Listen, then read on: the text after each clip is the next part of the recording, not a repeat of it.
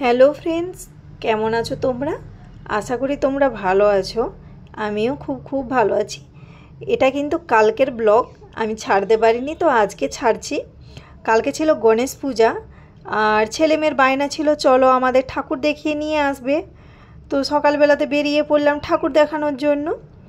আর রাতের বেলাতে তো খুব ভিড় হবে, তখন তো আর আসতে হয়তো পারবো না, তার জন্য সকালবেলাতে নিয়ে চলে এলাম।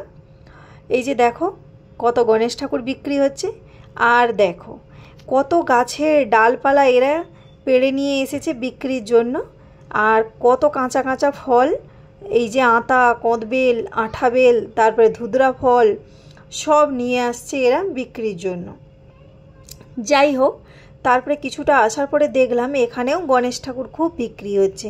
কত রকমের গণেশ ঠাকুর দেখো, কত সুন্দর লাগছে, যেহেতু কালকে গণেশ পুজো ছিল তার জন্য। আর দেখো এই যে ফলের মার্কেটে এলাম, কালকে এত ফলের দাম ছিল নেওয়ারই আর ইচ্ছে হলো না, কারণ কালকে ছিল গণেশ পূজা, তার জন্য ফলের দামটা আরও বাড়িয়ে দিয়েছে। যাই হোক, তারপরে গুটি গুটি পায়ে চলে এলাম। এসে দেখলাম এখানে তো অনেক গণেশ বিক্রি হচ্ছে, সব একই সাইজের গণেশ, দেখতে কিন্তু খুবই ভালো লাগছে। আর এই যে দেখো পুরো পাতার মার্কেট, যেন প্রত্যেকটা গাছের ডালপাতা পেড়ে নিয়ে এসে এরা বিক্রি করছে। এমন গাছের ডালপালা নেই এখানে যে নেই, পাবে না তুমি, সব গাছের ডালপালা নিয়ে চলে এসেছে বিক্রির জন্য। আর এই যে দেখো পুজোর দোকানগুলোতে কত আগে সামনে সাজিয়ে রেখেছে। তারপরে এই যে দেখো ফুল নিয়ে বসে আছে বিক্রির জন্য। তারপরে একটু এগিয়ে দেখলাম খুব বড় একটা গণেশ। যারা এখানে ব্যবসা করে তারা হয়তো সবাই মিলে এই গণেশ পূজাটা করছে। আর গণেশটা ছিল খুবই বড়। আর এই যে দেখো গেটগুলো কত সুন্দর হাতে সাজিয়েছে বিক্রি করার জন্য খেজুর পাতা দিয়ে। যাই হোক, তারপরে চলে এলাম ছেলে মেয়ের জুতো নেওয়ার জন্য।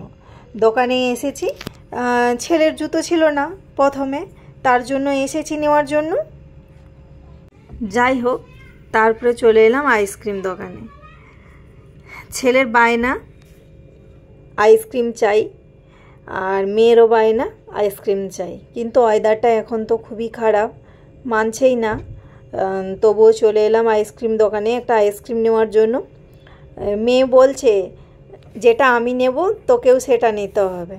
তো ছেলে খুঁজছিল চকলেট আইসক্রিম, কিন্তু চকলেট আইসক্রিম ছিলই না, যেটা ছিল সেইটা দিয়েছিল। এই যে একটা আইসক্রিম নিয়েছি, আর মেয়েরও চাই সেম একই আইসক্রিম, কিন্তু ভাইয়া দেখছিল আছে কি না, তো ওর পাশে আর ছিলই না বলছিল, কিন্তু অনেক খোঁজাখুঁজির পরে কিন্তু আবার একটা বের করে দিয়েছিল ওই সেম আইসক্রিম। যাই হোক, ছেলে মেয়ের জন্য আইসক্রিম নিয়ে নিলাম। আর আমার কিছু নেওয়ার ছিল, তো আমি একটা মটর প্যাকেট নিলাম, তারপরে দই নিলাম। নিয়ে তারপরে আবার ছেলে মেয়েকে নিয়ে সোজা ঘর চলে যাচ্ছিলাম। আর মেয়ে কিন্তু জানছিল না যে দাদা কোনটা নিয়েছে, দাদা যেটা নিয়েছে আমাকেও সেটা নিতে হবে। তারপরে মোটামুটি দুটো নিয়েছি। চলো এবার বাড়ির দিকে রওনা হই। ছেলে মেয়েকে নিয়ে গিয়েছিলাম গণেশ ঠাকুর দেখানোর জন্য। চিৎকার করছিল গণেশ ঠাকুর দেখিয়ে নিয়ে আসবে চলো, কারণ জানি রাতের বেলা গেলে খুবই ভিড় হবে, তার জন্য রাতের বেলা গেলাম না। তাই এখন গিয়েছিলাম। গিয়ে বাইরে লাগানো ছিল একটা জিনিস আমার এতই পছন্দ ছিল, এই যে একটা চাকা লাগানো 3টা র্যাক নিয়ে এসেছি সবজি রাখার জন্য। সবজিগুলো রাখলে অনেক সময় কি হয়, একটা নিচে পেপার পেতে তার উপরে সবজি, মানে ওই আলু, পেঁয়াজ, রসুন, আদা এইসব রেখে দেয়, আর সবজি তো ফ্রিজেই থাকে, তার জন্য এইটা নিয়ে এলাম।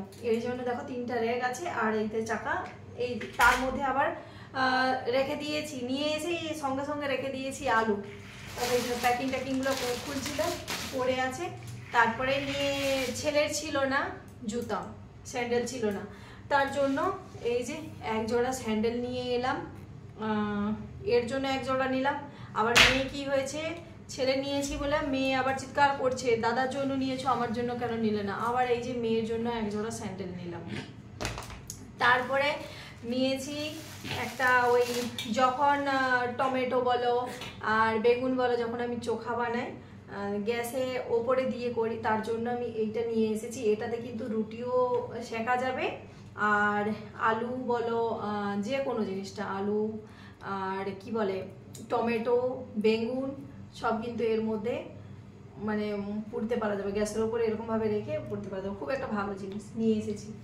তারপরে খাওয়ার জন্য তো ওরা তো আইসক্রিম করে নিয়েছে, আবার খাওয়ার জন্য বানাবো। এখন দুপুরবেলা তো খাবার বানাতে হবে, কী বানাবো বলো? তার জন্য এই জন্য একটা মটর প্যাকেট নিয়ে এসেছি, একটা দই নিয়ে এসেছি, আর কি বলে পনির নিয়ে এসেছি। পনিরটা রান্নাঘরে রেখেছি, মানে কিচেনে রেখেছি। চলো রান্না বান্না করে নেই, করে আবার বিকেলবেলাতে ওরা যাবে আবার ঠাকুর দেখতে বলছে। বিকেলবেলাতে কিন্তু অনেকটাই ভিড় হয়, এই জন্য ভাবছি বিকেলবেলাতে যাব না, এখনই গিয়েছি। বাবা কি ভিড়, কি ভিড়, কি বলবো। যত রাজ্যে যা পাতা ছিল সব নিয়ে বসে গেছে। সীতা মানে হচ্ছে আতা, বেল, যত গাছের পাতা ছিল সব ডালগুলোকে কেটে কেটে সব রাস্তাতে লাগিয়ে দিয়েছে, বিক্রি করছে। আজকের দিনে সবাই ওইগুলো নিচ্ছে। আমাদের হয়তো গণেশ পূজাতে এরকম হয় কিনা আমার জানা নেই, এরকম পাতা দিয়ে গাছের ডাল দিয়ে এরকম হয়। অনেক রকমের ডাল, দেখলে তো অনেক রকমের ডালপালা দিয়ে হচ্ছে। আর পুরো মানে রাস্তাটাতে গলা বসে যাচ্ছে, পুরো রাস্তাটাতে শুধু গণেশ গণেশ গণেশ, গণেশের মূর্তি ছোট ছোট করে রাখা আছে, কিন্তু বেশি দাম নেই, ওই 100 টাকা, কোনোগুলো 100 টাকা, বড়গুলো তো বড় দাম হবে, ছোটগুলো খুব কম দাম, 100 টাকা করেই ছিল। যাই হোক চলো বেশি আর বড় করব না ভিডিওটা। যদি ভালো লাগে লাইক শেয়ার কমেন্ট করে দিও, আর যারা নতুন আমার চ্যানেলটিকে সাবস্ক্রাইব করে দিও। বাই বাই, টাটা, ভালো থেকো।